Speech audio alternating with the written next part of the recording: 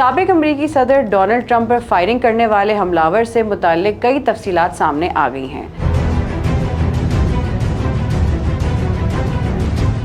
ہفتے کو امریکہ کے سابق صدر ڈونلڈ ٹرمپ پر انتخابی ریلی کے دوران فائرنگ ہوئی، جس سے وہ زخمی ہو گئے اور فائرنگ سے ریلی میں شریک ایک شخص بھی ہلاک ہوا، جبکہ حملاور کو فوراً ہی مار دیا گیا۔ امریکی تحقیقاتی ایجنسی FBI نے بتایا کہ ڈونلڈ ٹرمپ پر فائرنگ کرنے والا 20 سال کا مقامی نوجوان تھا، جس کی شناخت تھامس میتھیو کراکس کے نام سے ہوئی ہے، جو ریاست پینسلوینیا کا ہی رہائشی ہے۔ تاہم ابھی حملہ کرنے کی وجوہات کے بارے میں معلوم نہیں ہو سکا۔ ڈونلڈ ٹرمپ کی ریلی میں مشتبہ حملاور نے اکیلے سب کچھ کیا۔ حملاور کے سوشل میڈیا اکاؤنٹ سے کوئی دھمکی آمیز مواد نہیں ملا۔ FBI کا کہنا ہے کہ بم اسپیشلسٹ نے حملاور کی گاڑی سے مشکوک ڈیوائس قبضے میں لے لی ہے۔ حملاور نے جو بندوق استعمال کی ہے اسے اس کے والد نے قانونی طور پر خریدا تھا۔ امریکی سینیٹ کی homeland security committee Trump پر قاتلانہ حملے اور سیکیورٹی کی ناکامی کی تحقیقات کرے گی۔